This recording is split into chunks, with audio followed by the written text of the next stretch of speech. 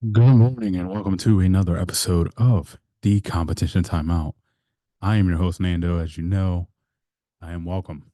Listen, what a start to the weekend. What a week. A lot of things to get to. Before that, as I've been saying lately, and you're going to get tired of this, hearing me say it, is please like, subscribe, share, wherever you listen to the Competition Timeout on YouTube, on Spotify, on Apple, whichever platform you do. Like, share, subscribe. It'll really help. Um, Also, if you like any of the other shows that we're doing here, uh, Puck Talk that I do with Mac, the show that I do with Rome, uh, more things that we got coming on soon, and subscribe to that channel as well. Like and share those things as well. But anyway, let's get right to it. There's a big story developing in baseball, but we'll touch that at the end. Right now, let's get to the madness. The madness has begun. It is March. I kind of talked about it Monday, but my God, what what a start! Yesterday, um, was off. Had a day off from the daily 9 to 5, um, and got to experience the tournament all day. Like before, it's been several years since I was able to do that or had a day off in that day. I man, exciting, exciting, very exciting stuff. Uh, Very good basketball went on. Most of the top seeds took care of business, except there was a few upsets. And we'll start with the biggest one. Oakland takes down number 3, Kentucky. This is number 14, Oakland, taking down number 3, Kentucky. Uh yeah, Oakland came out inspired. Obviously, this is the tournament they came to play, and it showed. Kentucky was one of the favorites going into the game. Obviously, Kentucky, an elite program, blue blood, uh, has been very very disappointing recently. Um, Kentucky has, especially the last 3 tournaments, they've been one and done. First round, one and done. I don't know what. Obviously, Kentucky still push recruiting great players. John is doing a great job of that. I think that they're recruiting these great players. They're getting these draft picks. Uh, I think maybe I don't. I'm not of the belief that you can't win a championship with guys who aren't staying and the continuity. I think it can happen. It's happened before. Not as much as the teams that have been together, but it does happen. So I don't think it's a matter of this guy getting a lot of one and done players. I do think that with NIL, I think it's more of an incentive for players to stay more than 1 year, at least 2. And I think that'll help the game. I think it obviously, it's up to the schools. And maybe with a school like Kentucky, they're not fighting for guys to stay because they're bringing in guys and replenishing. So it's not, the NIL is not working, I guess, in that regard. I think kids are gonna want to go to Kentucky for what they've, been through the years. They want to play for Coach Cal. Um, you know, 77% winning percentage. So he's still a decent coach, but recently not that impressive. You know what I mean? And Kind of could call them the Kentucky Fraudcats or John Ferralapari. Yeah, not creative at all. Uh, yeah. So, I mean,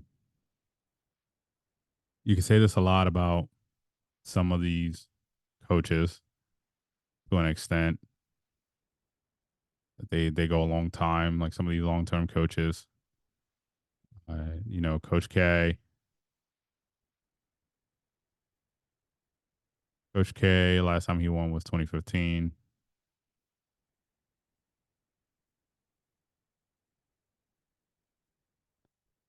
So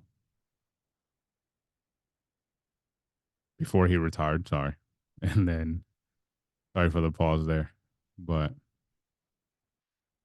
so far, I mean, Duke went out in the first round last year in the first year with Sean Shire as their coach. Uh, they play a tough game today. So I mean, these these schools, these blue bloods as we call them, are getting the results as far as like recruiting goes. But I don't know if the NIL is what's to blame or the one and done is the one to blame. I think you can um, get by with that. But anyway, John's gonna have to figure it out because for a program like Kentucky, it's not that's not going to sit well with the boosters, the school. But anyway, moving on. That was the biggest upset. Samford, number 13, playing number 4, Kansas. Um, they made it close at the end. Kansas never trailed, but Samford got close. Kansas ends up winning 93 to 89. Um, Another upset at 11 and a 6. There was two upsets of an 11 being a 6. Duquesne's, the Dukes, the number 11 seed, beating BYU 71-67. That was, I think that was the first one of the day. Oregon beating South Carolina, South Carolina was the 6 seed. Oregon was the 11 seed, 87-73. Uh, Another 11, sorry, 3 11 seeds took care of business last night. Um, NC State beats Texas Tech. NC State was the 11 seed. Texas Tech was the 6 seed, 80-67. And Nevada, Dayton squeaks by 63-60 to Nevada. And Michigan State, the 9 seed, beats the 8 seed Mississippi State. Not really an upset. I think no matter what happens, Michigan State's always going to be a favorite to some degree in the tournament because of Tom Izzo and all that.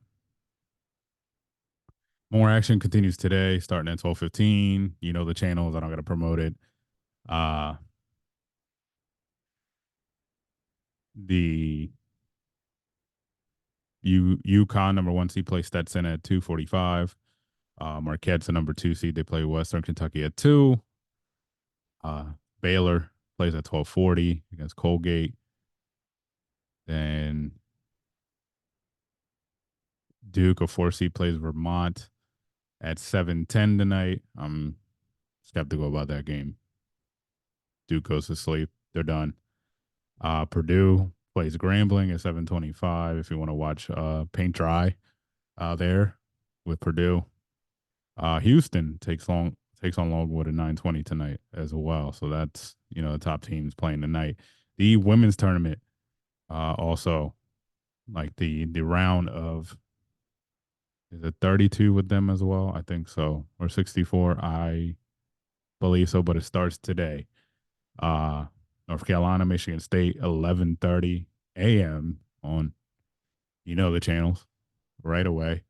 Number 2 Ohio State hosts Maine. That's at 12. The number 1 overall seed, South Carolina, plays Presbyterian at 2 p.m. Number 1 Texas plays Drexel at 3. And LSU plays Rice at 4 p.m. today. And then number 2 Stanford plays a 10 p.m. game. And then you got the weekend action, obviously, with the men's. We'll move on to the is it the Sweet 16? Yeah. Um, Tomorrow for the women's, and their first round. UConn plays at 1 p.m. Notre Dame, a 2 seed, plays Kent State at 2:15. Iowa plays Holy Cross at 3 p.m. And the other number one seed, uh, USC plays Texas A&M Corpus Christi at 4:30, and then the final 2 seed UCLA plays California Baptist at 9:30 at night. So a lot of basketball, a lot of college basketball, also a lot of there's some NBA basketball games that will be sneaking in there as well. If you want to just flip the channel and say, hey, that's cool, let me check that out. I think they're bundling all that together, possibly, or no. You might not be able to find out unless you're in your local thing. I think the NBA is giving way to the tournament this weekend, at least with national TV wise. Yep, it's going to be all tournament. But you can check those out, if in your local towns, if you're looking forward to it. Um, NFL news, there isn't much. A lot of, I don't want to say low end, but a lot of small signings, key pieces are being signed by teams. Nothing big yet. Uh, Caleb Williams had his pro day, look good. I mean, but we've talked about how pro days are deceiving. But yeah, anything happens, we'll know. But the biggest news: the MLB season did start on in this weird. I get the doing the overseas thing. I'm fine with that. I'm not complaining about it. What I am complaining about is the fact that the Dodgers and the Padres had a 2 game series the last 2 days, yesterday and Wednesday in South Korea. And that is fine. But then they come back, I see with the time difference, they probably left afterwards, get here in the morning, get a day to decompress or day and a half. And then they go back for the Padres have 2 games and the Dodgers have 3 games. They go back for 3 to 2 more spring training games. Then the season starts. It was a week from yesterday. A week from yesterday, the season will start. So next Thursday, the season will start. But these 2 teams start the season off with a 2 game series in Korea, which is fine. But then you come back to have the Padres have 2 games and the Dodgers have 3 of spring training. I don't get this. You could have just played the spring training games and then went to Korea and then had them do the Korea games early in the week and then start. And they go back to the U.S., get a couple of days off and start a weekend series, Friday, Saturday, Sunday. I mean, how can I do the schedule better than MLB? Whatever. Anyway, that is not um, the biggest story, unfortunately. Out of that second game, before we get to the biggest story, out of the second game, Yamamoto, big signing this all season for the Dodgers, aside for Ohtani. Um, only last an inning, pitched 43 pitches, gave up 5, and didn't come back after the first inning. So, yeah, not a good sign. Padres were on him early, swinging early. I let him get deep in the counts. Yeah, that's not good. Mets are signing JD Martinez. So it's that. And back to the biggest news. Been teasing it, talk about it with some of the details that we know so far. So there is a story developing into a story about Shohei Ohtani possibly being involved with a gambling syndicate, a bookie, something like that. So there's a story, I believe it's the LA Times, that the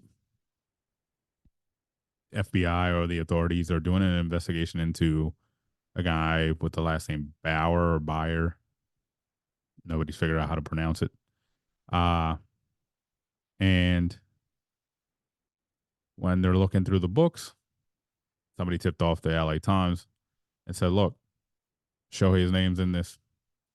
But as of this moment, we don't we haven't found any wrongdoing by him, but he's out there. So the LA Times does their story. It comes out that what was found in these books was that there was several, I don't know if it's exactly two, but several wire transfers made from Shohei Ohtani to this guy, uh, the Bauer guy buyer. And yeah, there's more to that story, obviously, but that's the jizz of it. The Then an ESPN article comes out where ESPN asked, somehow interviewed Otani's interpreter, who has been his interpreter since he got to the MLB.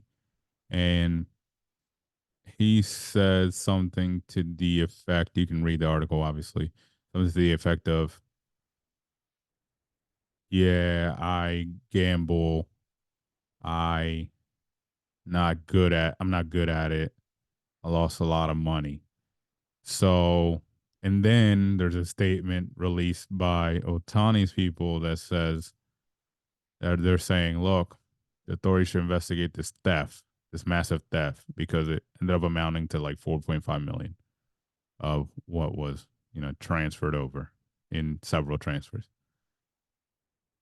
Um, yeah, and then the Dodgers let him go as Otani's interpreter. Um, that's the developments we have right now. Otani's people are pushing for the theft to be investigated, but who did it? This is this is my reckless speculation on it. I think that there's a possibility like this person slipped and said the interpreter. He does have a gambling problem.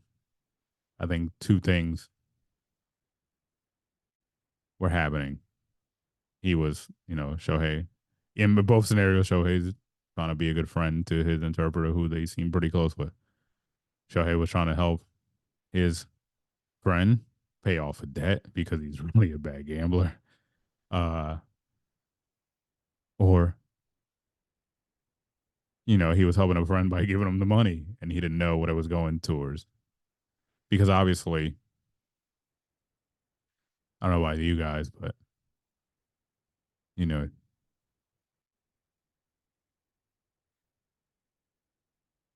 I don't know if you guys ever send a wire, but who knows? Uh yeah, that's what I think. And at the end of the day, whether or not Shohei did it, I think the interpreter is going to end up taking a fall. That's what it's going to be. Initially, well, not initially, but as of right now, uh, MLB is reporting they're not going to look into it at this time. And I understand why they're not looking into it at this time because the authorities themselves have not accused Ohtani of any wrongdoing yet. They're still going through, they're there to get Bauer or whatever his name is. And then something comes out, then that's when that'll happen. And that's what I think, like, the authorities will get involved. I mean, the MLB will get involved. Also, I mean, who knows? I'm not gonna get into it. Listen, uh, gambling. If there is a moral thing here happening where like baseball bans gambling in general, gambling is being legalized in most states so far. In this country, it's become more of a thing. The leagues have sponsors with gambling companies. The leagues have shows on their own network about gambling or making the right bet, including the MLB network. So it's kind of like a weird thing where you're saying don't gamble, but let's push the gambling to everybody else. And listen, I'm not saying I don't think players should bet on their own sports. Let's be honest. We have technology. There's ways to find out if they were betting on their own sports. People have gotten caught for betting on their own sports. These new companies, these, online companies, these anything, they can track these things and it can be regulated. You're not allowed to bet in your sport. If that would be my solution to it. You can bet, but not on your sport. Not allowed. You get caught, you're banned for life. That's what it is. And they found ways. There was some college players who were betting on their team, but getting their family to bet on it, and they got caught. It's There's ways to get around it now, and I think it's easier too. Obviously, you wouldn't have known about this unless the person involved, person taking the money, didn't get arrested. But in this new age of I can just open my phone in most states and bet, you can track these things and the IP and the person, the person's, you know, all that. They'll figure it out and there's ways to regulate it. But like I said, all of this is just, there's something to it, like I said, where it's kind of like a double-edged sword that they're playing with, these sports, everything, these gambling companies, and good for them. And the leagues want money. They're coming in, they want them to be sponsors, and they're giving the big deals. They're promoting the gambling. They have shows on these networks that are for the specific sports. And then, turn around and we can't do it. Listen, I don't think you should gamble in your own sport. I said that. I think they should regulate that. But I mean, baseball player, I mean, should have the same right I have to, bet the NCAA tournament if he wants. Just saying. I'm just putting it out there. Uh, but yeah, betting on your own sport's bad.